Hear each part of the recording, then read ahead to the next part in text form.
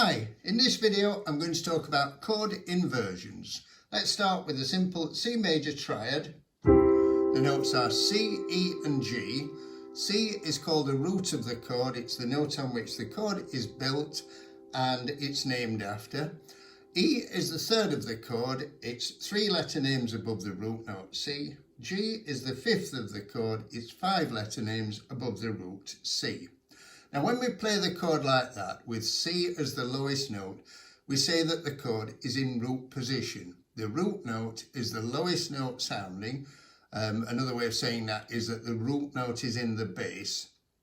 And in jazz notation, that would just be notated as C major. Let's invert the chord and put the third in the bass. That's now called a C major in first inversion. The third of the chord is now the lowest sounding note. And in jazz notation, that's written as C major with a /E. That means a C major chord, but with the note E as the lowest sounding note. In Roman numerals, which are used in conventional harmony, the first chord in root position, if this was in the key of C major, would just be written as a Roman numeral 1 and then either a small letter A after it, which denotes root position, or sometimes the A is just omitted and they assume that in the absence of a letter that the chord is in root position. The first inversion chord with the third in the bass would be written as Roman numeral 1 with a letter B after it. Let's put the fifth of the chord in the bass now, G, and we have a C major chord in the second inversion. The fifth of the chord, G, is now in the bass. And in Roman numerals, that would be written as 1C. Okay, let's now take a C7 chord, a C dominant 7. We're going into a different key. And you know that you can now play this chord in 3 inversions. You can play first inversion again with the third in the bass, second inversion, the fifth in the bass, and we can now play third inversion with the 7th note in the bass. Note that it's really important to remember that the arrangement of the upper notes of a chord, it doesn't affect what position the chord is in. These are all root position chords. And it doesn't matter how many notes you double. The note C is in the bass every time and therefore the chord is said to be in root position. That is in first inversion, so is that, so is that. Again, it's the only note that really determines what position the chord is in is the bass note. So always watch out for that bass note. Why do we use inversion in chords? It's to make the voice leading more interesting, particularly the bass line.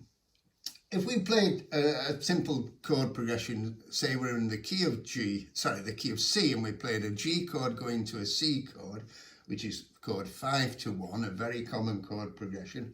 We could play them both in root position like this. And that's perfectly acceptable, it's used all the time. We can make it more interesting though by inverting one of the chords. Let's make G first inversion going to C in root position. Now it's the same 2 chords, same notes, but it does sound quite different. And if you look at the bass line, the B rises a step to the C and it moves in contrary motion to the melody notes at the top, which is always a strong thing if you can get the bass line and the melody moving in the opposite directions. Another thing we could do when we're going from a G chord to a C chord is we could start off with G in root position, and then we could go to G in, G7 this time, but in third inversion with the 7th in the bass, going to C in first inversion with E in the bass. Now the bass line is very strong here, it's going down in steps, and again it's moving in contrary motion to the melody, which is going up.